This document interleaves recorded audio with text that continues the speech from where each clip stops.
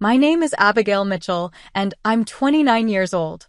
The day my brother Ethan and I both got our Stanford acceptance letters should have been the happiest day of my life. Instead, it became the moment I truly understood where I stood in my family. My parents celebrated his achievement with champagne. Mine barely warranted a nod. What they didn't know was that 4 years later, at graduation, I would make their faces turn pale with what I had accomplished despite them, not because of them. Before I dive into how my parents' favoritism shaped my life, let me know where you're watching from and subscribe if you've ever felt overlooked by the people who should have supported you most. I grew up in a beautiful colonial house in Wellesley, a wealthy suburb of Boston. From the outside, we looked like the perfect American family. My father, Richard Mitchell, was a successful corporate attorney at one of Boston's prestigious firms. My mother, Diana, worked as a pediatrician at a private practice. We had the nice house, the vacations to Martha's Vineyard, and all the trappings of upper-middle-class success. But inside those perfectly painted walls, there was an imbalance that defined my childhood.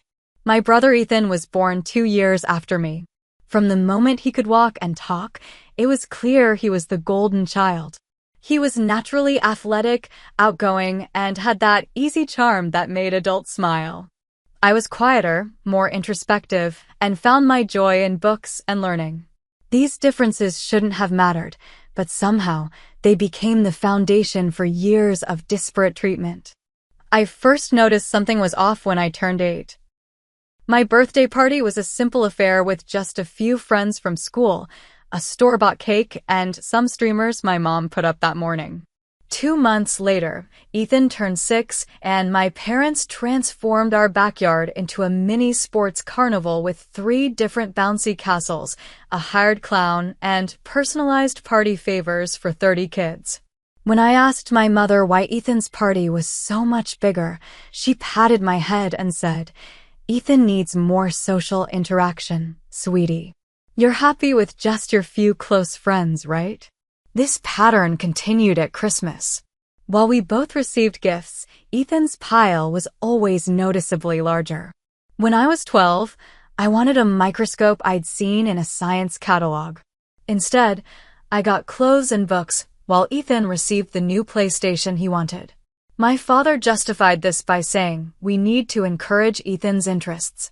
You already love reading and do well in school without extra motivation." Despite the lack of encouragement, I excelled academically. I was consistently at the top of my class, bringing home perfect report cards that were glanced at and placed on the refrigerator without comment. Meanwhile, Ethan's B in math warranted a celebratory dinner out because he tried so hard and improved from his last C. The one person who did notice and celebrate my achievements was my maternal grandmother, Eleanor. She lived about an hour away, and our Sunday visits to her house became my sanctuary. Grandma Eleanor had been a high school chemistry teacher before retiring, and she recognized my intellectual curiosity. While my parents were often busy with Ethan's sports games, Grandma would take me to museums, buy me books about women scientists, and listen intently when I talked about what I was learning. "You have a brilliant mind, Abby," she would tell me, using the nickname only she called me by.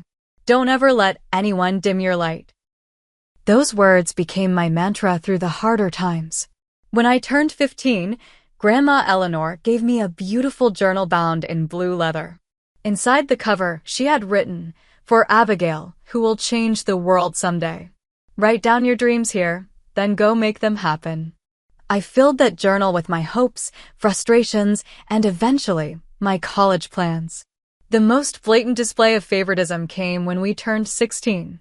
For Ethan's 16th birthday, my parents surprised him with a brand new Jeep Wrangler, complete with custom wheels and a sound system. It was parked in the driveway with a giant red bow when he came home from school. The video of his reaction even went viral in our community after my mother posted it online. When my 16th birthday had come around 2 years earlier, I received a card with $200 and a note saying, "Toward your future car fund." I ended up working 20 hours a week at the local library and another 10 at a coffee shop to save enough to buy a used Honda Civic by the time I was 17. When I finally parked my car in the driveway, purchased entirely with my own money, my father's only comment was, "Make sure you're doing regular oil changes. I don't want to have to deal with any mechanical problems." The constant disparity created a strange mix of resentment and determination within me. I loved my brother. The favoritism wasn't his fault, but I couldn't help feeling invisible in my own home. I channeled that frustration into my academics and extracurriculars, telling myself that one day I'd prove my worth so undeniably that even my parents would have to acknowledge it. Little did I know then how that determination would shape my future, or that the ultimate test of it would come when Ethan and I both set our sights on the same prestigious university.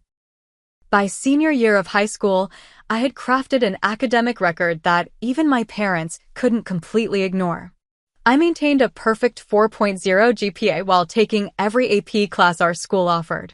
As captain of the debate team, I led our squad to the state championship for the first time in our school's history.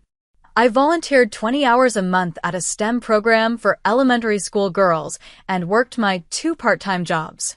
Sleep became a luxury as I juggled all these responsibilities, but the alternative, being mediocre in my parents' home, seemed worse. My guidance counselor, Mrs. Lambert, once found me dozing in the library during my free period and expressed concern about my schedule. "Abigail, you're doing the work of 3 students," she said. "Your transcript is already impressive. You could ease up a little." But I couldn't. Every achievement felt like depositing coins in a bank that might someday pay out in parental approval. Besides, I was saving for college.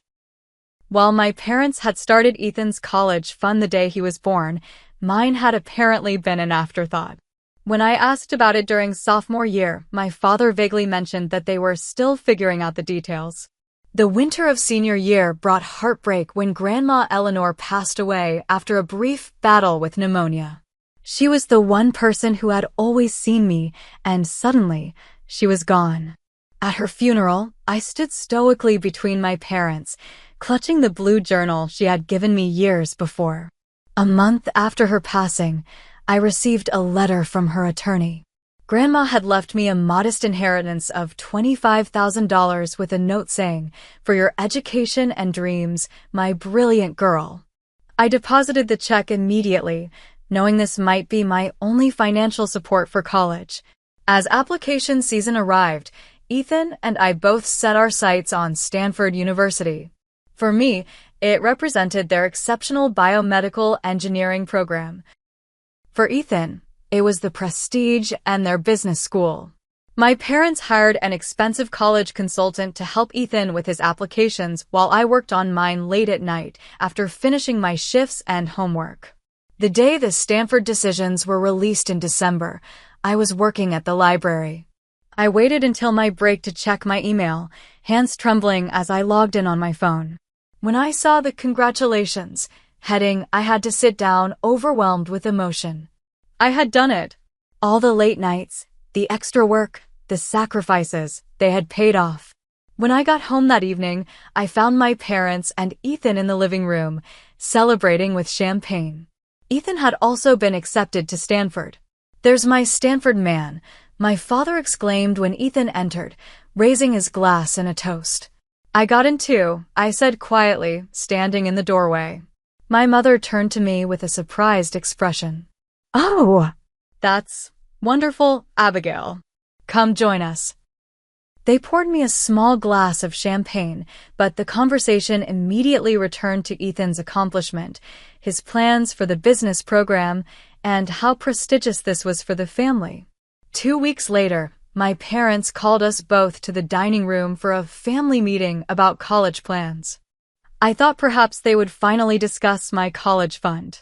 "We're so proud of both of you for getting into Stanford," my father began, his hands folded on the table. "It's an incredible achievement." My mother nodded in agreement. "We've looked at our finances, and we've made some decisions about how we'll handle the costs." I felt a flutter of hope. Maybe they had been saving for me after all. We'll be covering Ethan's tuition, room and board, and expenses in full, my father continued. For Abigail, we've looked into some loan options you can apply for, and with your grades, you should qualify for some scholarships. The room seemed to tilt sideways. What? I managed to ask. You're paying for Ethan's education, but not mine? My mother had the decency to look uncomfortable. Honey, we only have so much set aside for education expenses. Ethan's business degree will set him up for a lucrative career.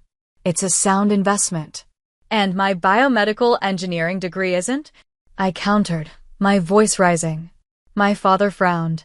Abigail, you've always been self-sufficient. You have your grandmother's money, and you're good at securing opportunities for yourself. Ethan needs more support to succeed. Just say it, I said, my voice cold with realization. Just say what you really mean. Fine, my father replied, his patience visibly thinning. Ethan deserves it more. He's going to do something important with his life. You've always had your head in the clouds with your science experiments. We're being practical. The words hit me like physical blows. In that moment, the last tiny hope I'd harbored that they might someday see me, truly see me, evaporated. I looked at Ethan, whose expression showed discomfort, but not surprise. He had known the score all along, too. I stood up from the table. Thank you for making things clear, I said, my voice steady despite the storm inside me. I accept your decision, and I'll figure out my own path. I always have. That night, as I lay in bed staring at the ceiling, I made a vow to myself. I would go to Stanford. I would excel beyond anyone's expectations. And someday, I would make my parents regret every dismissive word, every overlooked achievement, and every dollar they had withheld while lavishing support on my brother. I just didn't know then exactly how I would do it. Arriving at Stanford's campus that fall was both exhilarating and terrifying. While Ethan moved into his dorm with our parents' help, new bedding, a mini fridge, and a generous monthly allowance, I arrived with 2 suitcases and Grandma Eleanor's inheritance carefully budgeted to stretch as far as possible. My financial aid package covered about 60% of my tuition, and I'd secured a modest scholarship. The rest would come from loans, my inheritance, and whatever I could earn. Within my first week, I secured a job at the campus library working 15 hours a week. By week 2, I'd added another 10 hours waiting tables at a restaurant just off campus.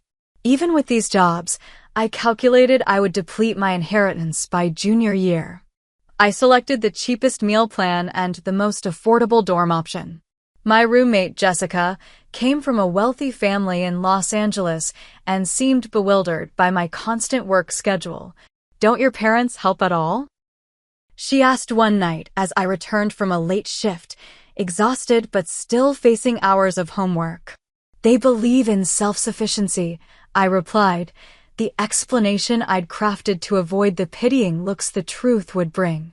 Meanwhile, Ethan pledged one of the prestigious fraternities, his dues and social expenses covered by our parents' monthly deposits. Occasionally, I'd see him at campus events, tan and carefree, surrounded by friends. He wasn't a bad student, but he approached college as much for the experience as the education. His schedule allowed for parties, intramural sports, and spring break trips to Cancun. Mine consisted of classes, work, study, repeat. Despite these challenges, I excelled academically. The biomedical engineering program was rigorous, but I thrived in its intensity. By the end of freshman year, I had the highest GPA in my cohort and had secured a coveted undergraduate research position for the summer. My parents called occasionally, primarily to check on Ethan, but including perfunctory questions about my studies. When I mentioned my research position, my mother said, "That's nice, dear. Did we tell you Ethan's been selected for a business leadership retreat in Napa Valley?" During sophomore year, I met Professor Rachel Bennett, who would become instrumental in my journey. A pioneering researcher in biomedical engineering with a focus on early cancer detection, she noticed my work in her advanced cellular engineering class.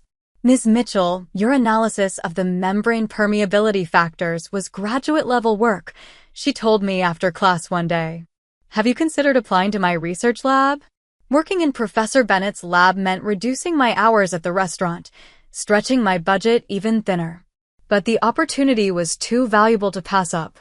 In her lab, I found not just a mentor, but a champion who recognized my potential. You have an exceptional mind and remarkable drive, she told me after I'd spent 3 consecutive nights perfecting an experimental protocol. But I worry about your pace. Even brilliant machines break down without maintenance. Her concern was warranted. The physical toll of my schedule was evident in the dark circles under my eyes, my perpetual coffee dependence, and the weight I'd lost because I often skipped meals to save money or time. The emotional toll was harder to quantify, but just as real: the isolation, the constant financial anxiety, and the lingering hurt of my parents' dismissal. I saw Ethan less frequently as our college years progressed. When we did connect, there was an unspoken tension. Once, during junior year, he stopped by my dorm unannounced, looking uncomfortable. Mom and Dad just deposited money for my semester abroad in Barcelona, he said, shifting his weight from one foot to another. I told them I thought it was unfair how differently they treat us. And? I asked, already knowing the answer. Dad said you've always been fine on your own, and that I shouldn't feel guilty for accepting opportunities. He paused. Are you really fine, Abby? It was the first time anyone in my family had asked that question. I almost broke down, almost let him see the exhaustion and hurt. Instead, I straightened my shoulders. I'm more than fine, Ethan. I'm excelling. And I'm doing it on my own terms. During winter break of junior year, I made the mistake of challenging my parents directly. We were having dinner at home, my father praising Ethan's business internship prospects, when I mentioned Professor Bennett had recommended me for a prestigious research fellowship. That's nice, my mother said, before turning back to Ethan. Now, about your summer housing allowance. Do you even hear yourselves? I interrupted, years of frustration boiling over. Do you realize you've never once asked about my research, my goals, or how I'm managing financially? My father set down his fork with that familiar look of irritation. Abigail, we've always respected your independence. If you wanted coddling, perhaps you should have chosen a less abstract path. Biomedical engineering isn't abstract, I said through clenched teeth. I'm working on technology that could detect cancer months earlier than current methods. How is that less valuable than a business degree? We're not having this discussion again, my father said firmly. We made our decisions based on what makes sense for this family. Not everything is about you. Those words, not everything is about you, echoed in my mind as I returned to Stanford for winter quarter. They had never been more right, in a way they never intended. Because what drove me now wasn't just proving them wrong, it was the conviction that my work could actually matter in the world. I reduced contact with my parents to brief text messages after that dinner. When they inquired about my plans for senior year, I kept my responses vague. Let them wonder. Let them assume I was merely surviving. They would learn the truth when I was ready for them to know it. And that moment would come at graduation. Senior year brought the convergence of everything I had been working toward. Professor Bennett selected me to lead a critical research project investigating a new approach to early cancer detection using nanoscale biosensors. The concept was revolutionary yet elegantly simple: create a biosensor capable of detecting specific cancer markers in blood samples at concentrations thousands of times lower than current technologies allowed. If successful, it could enable cancer diagnosis months or even years earlier than existing methods, dramatically improving survival rates. The university provided basic funding, but it was minimal. Most established researchers thought our approach was too experimental, too risky. Professor Bennett believed in it, and in me, enough to allocate precious lab resources to the project. This is your baby now, Abigail, she told me, handing over the project documentation. I'll guide you, but you're the primary investigator. The responsibility was both terrifying and exhilarating. I reduced my library hours, surviving on ramen and coffee as I devoted every available moment to the lab. My typical day began at 5 a.m. with library work, followed by classes, then lab research until midnight or later. Sleep became a luxury I could rarely afford. The technical challenges were immense. Our first 3 prototype sensors failed completely. The fourth showed minimal sensitivity, but not enough for clinical relevance. Each failure required redesigning, rebuilding, and retesting, a cycle that consumed weeks of work and precious materials. By November, I was running on fumes and facing the very real possibility that the project might fail entirely. One night, after everyone else had left the lab, I sat staring at our latest disappointing results, too exhausted even for tears. My phone buzzed with a text from Ethan, "Mom asking if you're coming home for Thanksgiving." What should I tell her? I hadn't even realized Thanksgiving was approaching. The thought of sitting at that dining table, hearing about Ethan's job offers while my research floundered, was unbearable. "Tell her I have lab work," I replied, then turned back to my data. That's when I noticed something odd, an anomaly in the control samples. Our sensor wasn't failing. It was detecting something we hadn't programmed it to find. The realization hit me like an electric current. We needed to recalibrate our approach entirely. I worked through Thanksgiving break, sleeping on the lab couch. By December, we had a working prototype that could detect pancreatic cancer markers at concentrations 50 times lower than existing technologies. By February, we'd improved that to 200 times more sensitive and expanded to markers for 5 additional cancer types. Professor Bennett was ecstatic. "This isn't just good research, Abigail. This could change oncology as we know it." We submitted our findings to the Journal of Biomedical Engineering Innovation and began the patent application process. Word of our breakthrough spread through academic circles, bringing attention from medical technology companies. Medinova, one of the largest medical technology corporations in the country, sent representatives to see our prototype in action. Their head of R&D, Dr. Marcus Whitman, observed our demonstration in silence, his expression unreadable. "Ms. Mitchell," he said afterward, "how soon could this technology be ready for clinical trials? With proper funding and a dedicated team?" 18 months, I answered confidently. 2 weeks later, Medinova offered a partnership deal, $2.8 million in research funding, with potential royalties that could reach tens of millions if the technology succeeded commercially. They wanted me to lead the development team after graduation. Around the same time, I received notification that I'd been nominated for the Buchanan Innovation Award, one of the most prestigious honors for undergraduate scientific research in the country. Through it all, I told my parents nothing. When they asked about graduation plans, I gave minimal details. When they mentioned visiting campus for Ethan's graduation ceremony, I simply said mine would be the same day. Professor Bennett noticed my reticence to share my success. "Your parents will be incredibly proud," she said one day as we calibrated the newest prototype. I adjusted a setting before responding. "They've never been proud of my work before. I don't expect that to change. But this is extraordinary, Abigail. They'll have to recognize that." I smiled thinly. "That's exactly what I'm counting on." As graduation approached, I coordinated with the university communications department, who wanted to highlight our research in the commencement materials. I made a special request, which they readily accommodated given the significance of the breakthrough. 1 week before graduation, I received confirmation that I had indeed won the Buchanan Award. The university president, Dr. Eleanor Parker, whose first name always reminded me of my grandmother, would personally recognize me during the commencement ceremony. Everything was in place.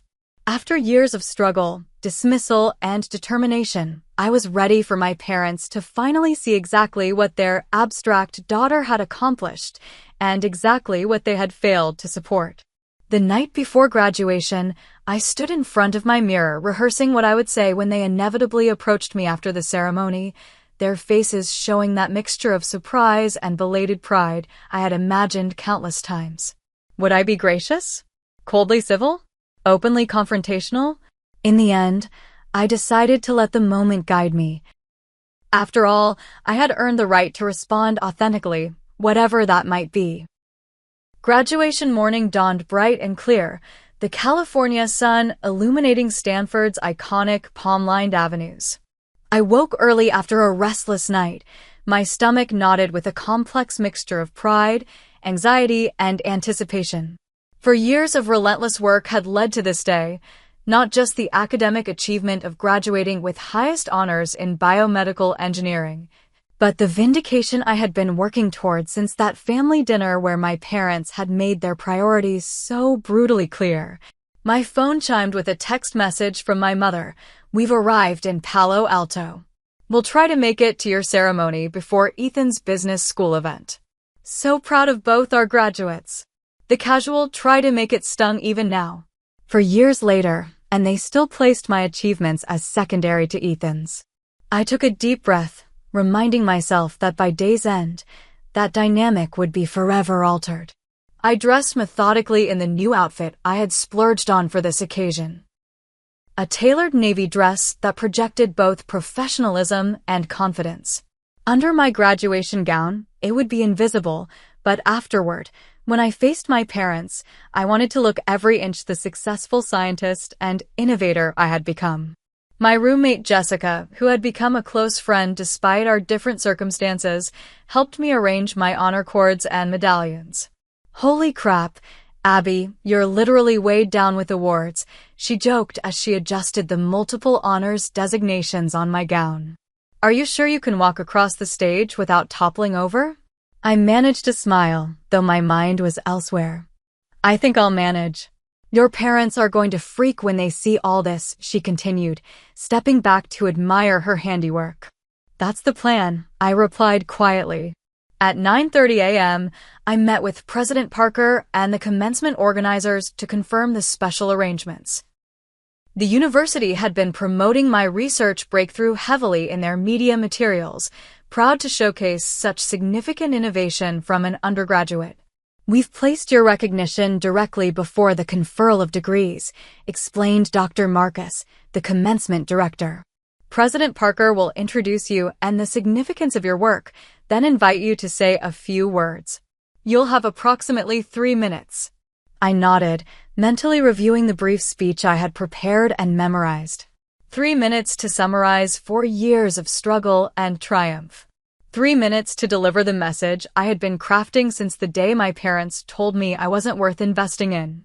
"And your parents will be in the audience?" President Parker asked warmly. "They must be extraordinarily proud." I maintained my composed smile. "They'll be there."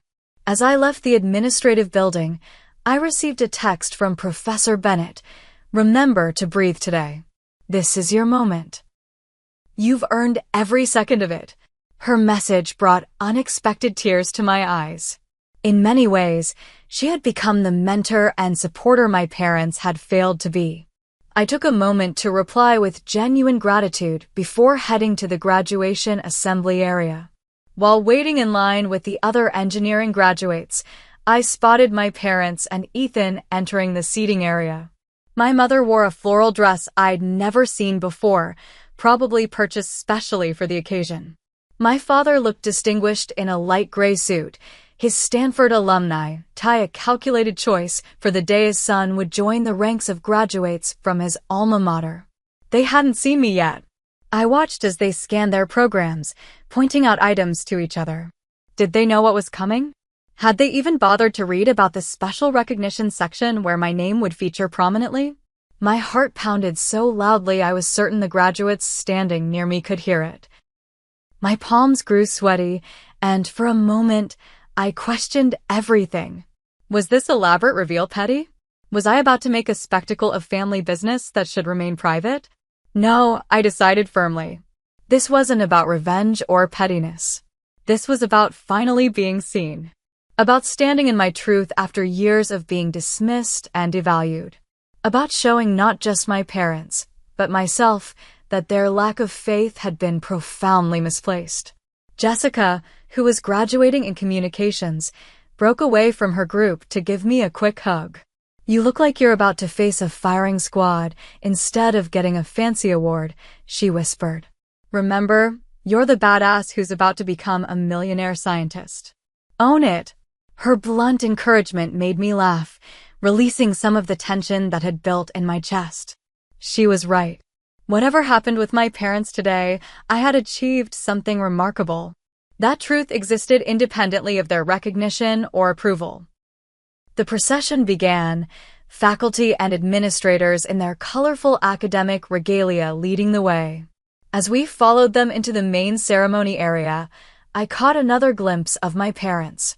They were watching for Ethan among the business school graduates, not even looking in my direction. In 30 minutes, I thought, they'll know exactly what they've missed. The opening speeches seemed to stretch endlessly, though my watch confirmed they proceeded exactly as scheduled. Finally, President Parker approached the podium for the special recognitions portion of the ceremony. "Before we confer degrees today, I would like to recognize some extraordinary achievements from members of this graduating class," she began. "Stanford has always prided itself on fostering innovation that changes the world, and this year, we have witnessed a breakthrough that exemplifies that tradition in the most profound way." This was it. The moment 4 years in the making. I took a deep breath, feeling a strange calm settle over me as President Parker continued. "Would Abigail Mitchell please join me at the podium?" As I stood and made my way forward, I saw my parents' expressions shift from polite attention to confusion. I walked with measured steps, back straight, eyes focused ahead, the embodiment of the success I had fought so hard to achieve. The next few minutes would change everything. "Abigail Mitchell," President Parker announced as I reached the podium, her voice carrying across the hushed audience, "is graduating today with highest honors in biomedical engineering." But that distinction, impressive as it is, pales in comparison to her extraordinary contribution to medical science. I stood beside her, my expression composed despite the adrenaline coursing through my veins. From this vantage point, I could clearly see my parents' faces, their expressions shifting from confusion to dawning realization that this was no routine recognition. Ms. Mitchell has developed a revolutionary biosensor technology capable of detecting multiple cancer types at stages far earlier than any existing method, President Parker continued. This breakthrough, which she conceived and developed as an undergraduate researcher, has the potential to save countless lives by enabling intervention months or even years sooner than currently possible. A murmur rippled through the crowd. I caught sight of my father leaning forward in his seat, my mother's hand gripping his arm. In recognition of this achievement, Ms. Mitchell is this year's recipient of the prestigious Buchanan Innovation Award. President Parker paused as applause broke out. Furthermore, her technology has been acquired by Medinova Corporation in one of the largest medical technology partnerships in Stanford's history, with a multi-million-dollar development agreement. The applause grew louder. My parents' faces had transformed completely now, my mother's mouth slightly open in shock, my father's usual composed expression replaced by disbelief. Beside them, Ethan was smiling broadly, looking genuinely happy for me. Ms. Mitchell will be leading the research team at Medinova after graduation to bring this life-saving technology to clinical application, President Parker continued. She exemplifies Stanford's mission of applying knowledge to the benefit of humanity. MS. Mitchell, would you like to say a few words? I stepped to the microphone, the speech I had rehearsed countless times ready in my mind. Looking out at the sea of faces and directly at my stunned parents, I began. Thank you, President Parker. For years ago, I arrived at Stanford with determination and little else. Without family financial support, I worked multiple jobs while maintaining my studies and research. There were nights I slept in the lab because I couldn't afford the bus fare back to my dorm after working late hours on this project. I saw my mother's expression falter, her eyes widening at this public revelation. I share this not for sympathy, but because perseverance in the face of obstacles is the foundation of innovation. When people tell you your dreams are impractical, when they withhold support because they don't believe in your potential, you have two choices: accept their limitations or prove them wrong. My father shifted uncomfortably in his seat as several people nearby glanced in his direction. I am profoundly grateful to those who did believe in me and this research. To Professor Rachel Bennett, who saw potential where others saw risk. To my research team, who dedicated countless hours to our shared vision. To this institution, which provided the environment where breakthrough innovation is possible. I deliberately did not mention my family, the omission hanging conspicuously in the air. This technology exists because I refuse to accept the narrative that my work wasn't valuable enough to support. Every cancer patient who benefits from earlier detection will be proof of what becomes possible when we pursue our purpose despite discouragement. I paused, making direct eye contact with my parents for the first time. The greatest discoveries often come from those who had every reason to quit but found the strength to continue. Whatever obstacles you face after leaving Stanford today, remember that determination can transform rejection into revolution. Thank you. The audience erupted in applause as I returned to my seat, many rising to their feet. Through the noise, I caught a glimpse of my mother wiping tears from her cheeks, my father sitting motionless beside her. The rest of the ceremony passed in a blur. When my name was called again to receive my diploma, the applause was noticeably louder than for other graduates. As I crossed the stage, I felt a weight lifting, not just the culmination of my academic journey, but the burden of seeking approval from those who had been unwilling to give it.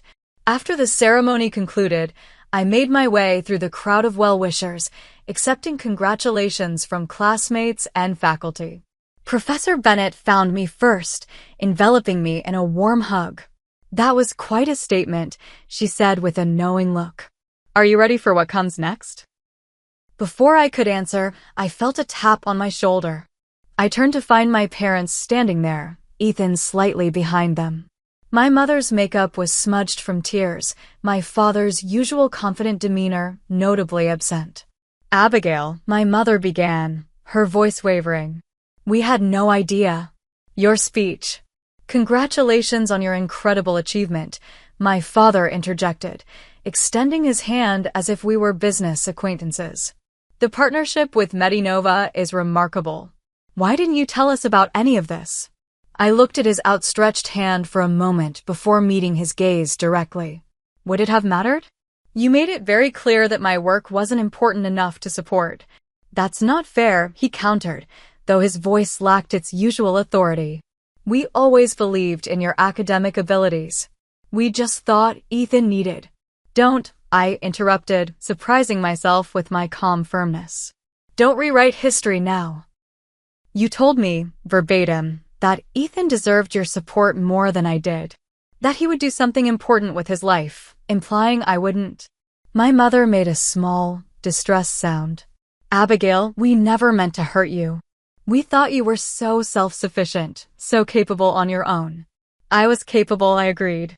But imagine what I might have accomplished without the constant stress of financial insecurity.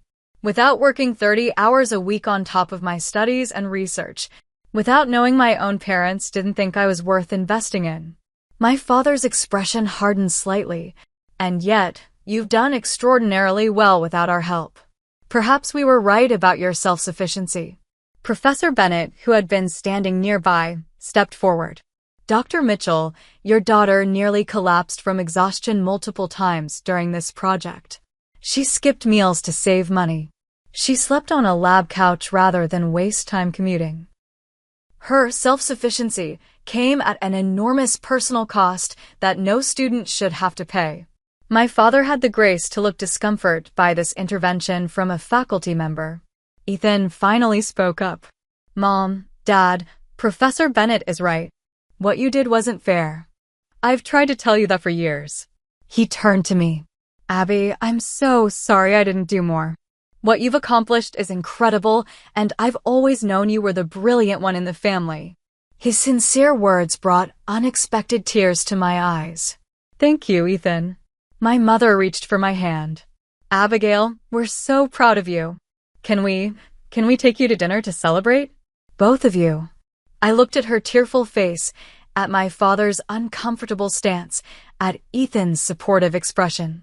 For years ago, I had fantasized about this moment, imagined the satisfaction of rejecting them as they had rejected me.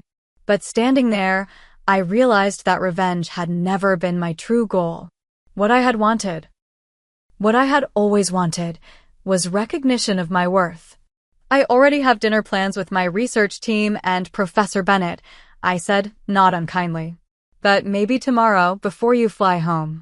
We have a lot to talk about, and it won't all fit into one dinner conversation. My father nodded stiffly. We can extend our stay. Good, I said. Because I'm not interested in pretending the past didn't happen.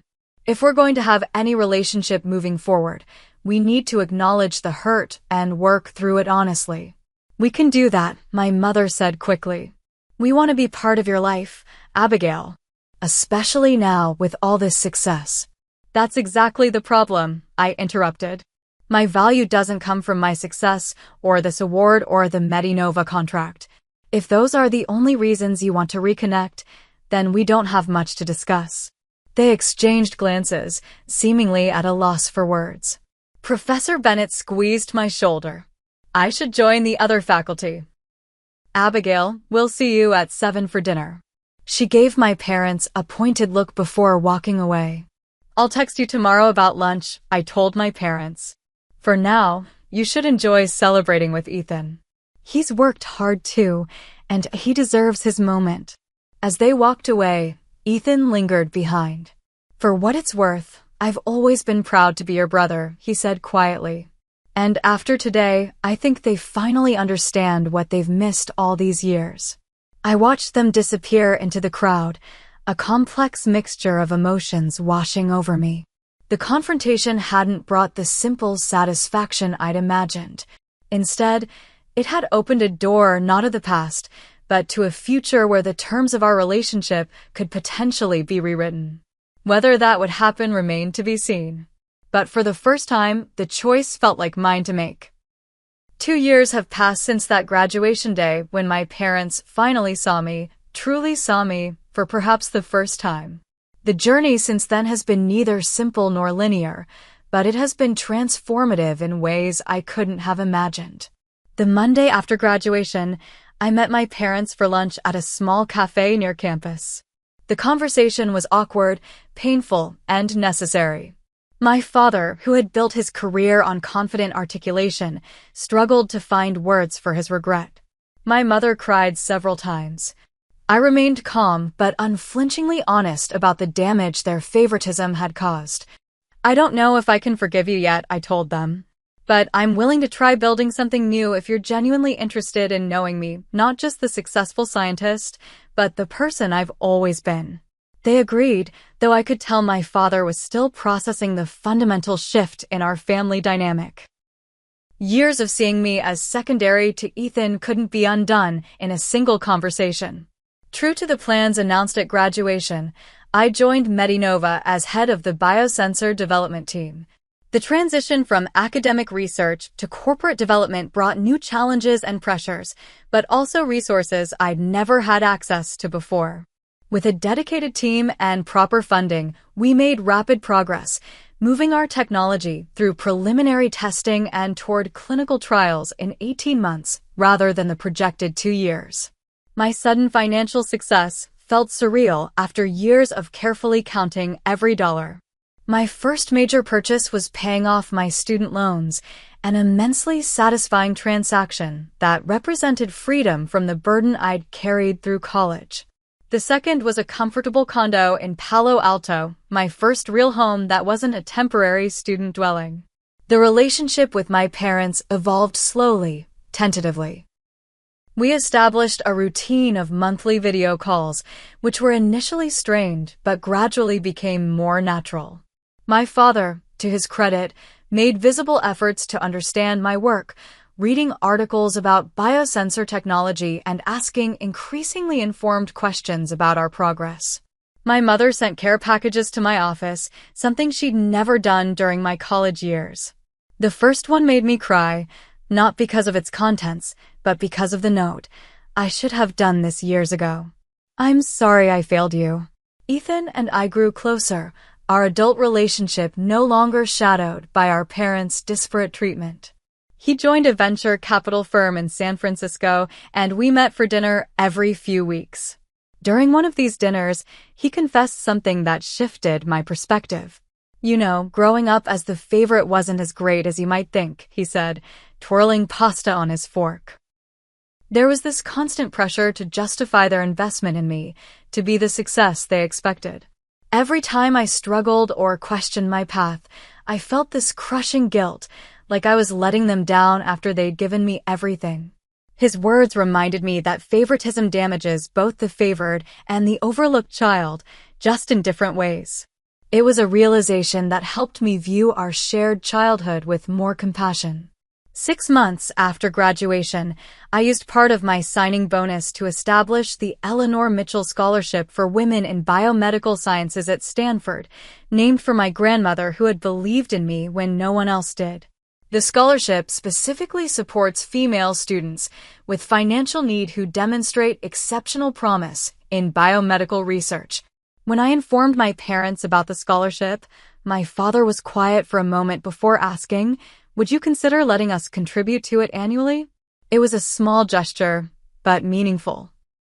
An acknowledgement of the support they should have provided years earlier. Therapy became an essential part of my healing journey.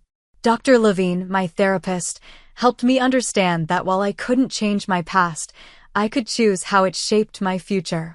Your parents' failure to value you appropriately doesn't define your worth, she reminded me during a particularly difficult session. The challenge now is learning to internalize that truth so deeply that you no longer need external validation to feel secure in your value. That work continues, though it gets easier with time and practice. The wounds of childhood don't heal overnight, but they do gradually lose their power to dictate our choices and emotional responses. Family gatherings remain complicated. Last Thanksgiving, I hosted my parents and Ethan at my condo, the first time I'd invited them into my adult space. The conversation flowed more easily than I expected, though there were still moments of tension when my mother made an unthinking comment about being so surprised by my success. Not surprised, she backtracked quickly, seeing my expression. That's not what I meant. Impressed.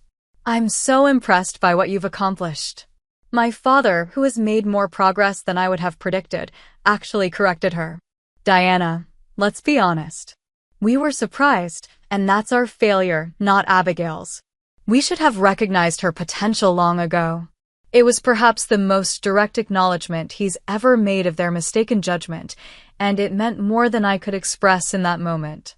The professional recognition for our biosensor technology has been overwhelming. Last month, the first clinical trials began at 3 major cancer centers across the country. Early results suggest our technology can detect pancreatic cancer up to 14 months earlier than current methods, a timeframe that could transform survival rates for one of medicine's most deadly diagnoses. When the preliminary trial results were published, Professor Bennett, now a close friend and collaborator, called me immediately. "This is why we do the work, Abigail," she said, her voice thick with emotion. All those late nights in the lab are worth it when you know you're giving people more time with their loved ones. Perhaps the most unexpected development in these 2 years has been my emergence as a mentor to young women in STEM fields. What began as occasional guest lectures at Stanford evolved into a more formal role, with regular speaking engagements at schools and conferences. I make a point of being candid about the obstacles I faced, including the lack of family support. Success isn't just about intelligence or good ideas, I tell these young women. It's about persistence when faced with discouragement. It's about believing in your work when others don't see its value yet. After one such talk, a young undergraduate approached me with tears in her eyes. "My parents think engineering is a waste of time for women," she said. They're only paying for my education because they expect me to switch to business or education eventually. I recognized myself in her words, in the pain of having your dreams dismissed by those who should nurture them. Their limited vision doesn't define what you're capable of, I told her. Use their doubt as fuel for your determination. As for my parents, we continue our cautious rebuilding of trust. They visit every few months now, and each time, the interaction becomes a little more authentic, a little less strained.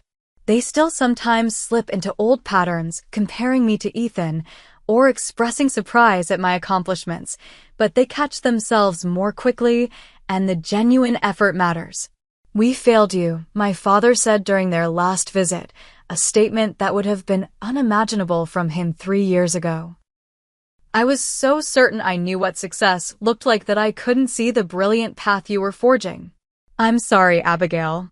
The apology wasn't perfect, and it came years too late, but it was sincere.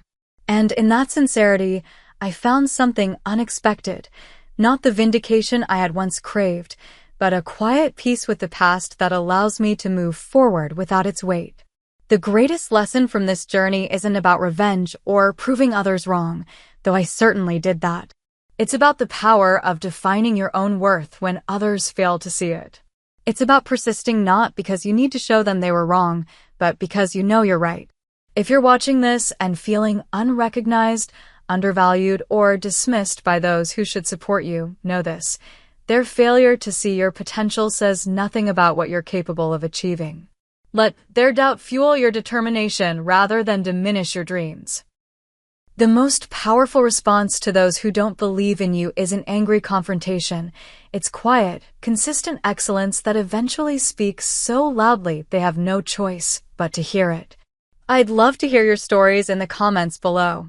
Have you ever been underestimated by family or friends? How did you respond, and what did you learn from the experience?